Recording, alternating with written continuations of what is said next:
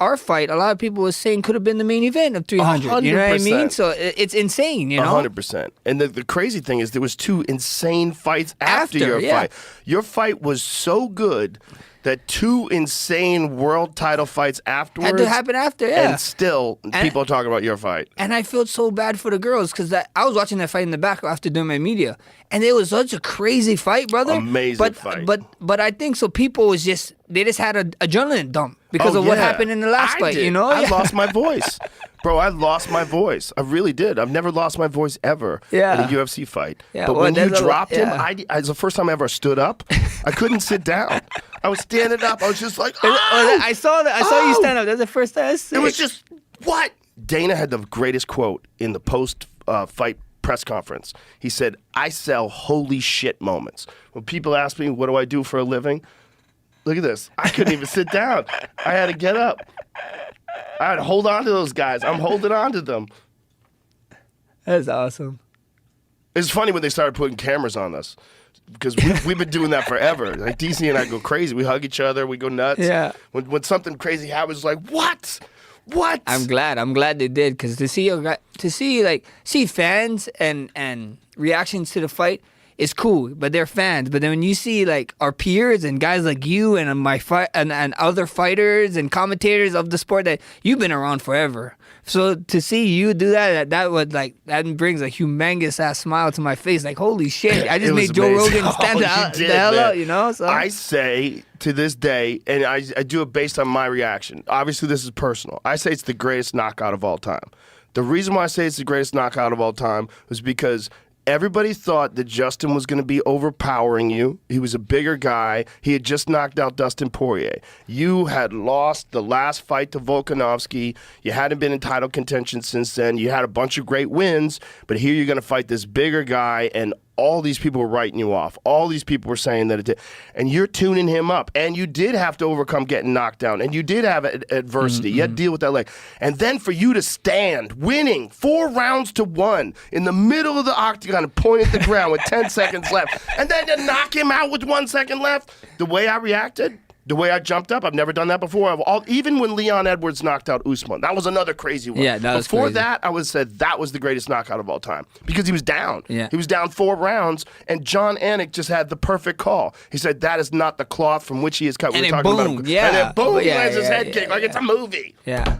So that was number 1 before, but you are number 1 now. Thank you, brother. That's Thank number you. 1. Because just impact, all-time, like complete polar shift of how people think about the BMF belt. They don't think about it as a gimmick at all anymore. Because it was the wildest, crazy fight with an undeniable number 1 contender in Justin versus you. It's wild how it happened. Yeah, bro. The whole thing was wild.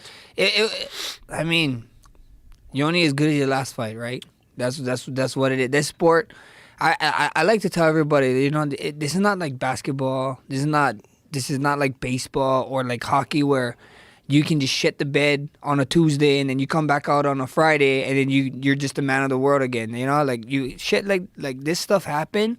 You have a bad fight like with Alex, that fight don't get erased off until I have something great. And even if you have a good fight, you know what I mean? Like I had a good fight with Arnold, but they still like, Alex did that. Right. And then I did it with Korean Zombie, and then I had a knockout over Korean Zombie, and then they're like, yeah, but Korean is old and blah, blah, blah. And then finally, now with this Justin, now everybody forgets, you know? Like, it takes us a while to make them forget about your last fight, you know? So, it was amazing, bro, you know? Like, to see everybody go crazy, like, in my mind, like, a lot of people ask me, what's going through your mind when you're doing that? You're up 4-1. I'm like, brother, that was in my mind the whole time. I'm like, bro, we went to 10 seconds.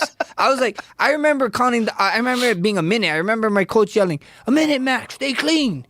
And then I was like, a minute. I was like, oh, hell yeah, 50 more seconds until we go to the center. We're going to swing. And then he's like, 40 seconds. I was like, holy shit, this clock is slow. You know what I mean? I'm like, why is it taking forever? And then he's like counting down. He's like, 30 seconds. And then he's like, okay, 20 seconds. And then he goes right after the 20 seconds mark, underneath a couple seconds after, he does his rolling thunder. And then it pushed me to the point to perfectly circle out. And then that's when I said, I did the, like, oh, come here, you know, let's go here, let's throw it. Because that was just, everybody's losing their mind. But to me, this is normal, you know. This is the second time.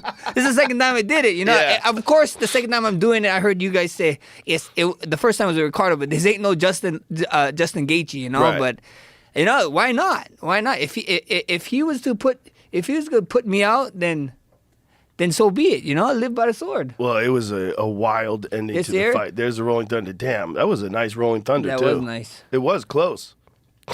Now, right here. Oh, this is so crazy, Max. Oh. That was crazy, yeah. It's the greatest. It has to be the greatest knockout. It has to be.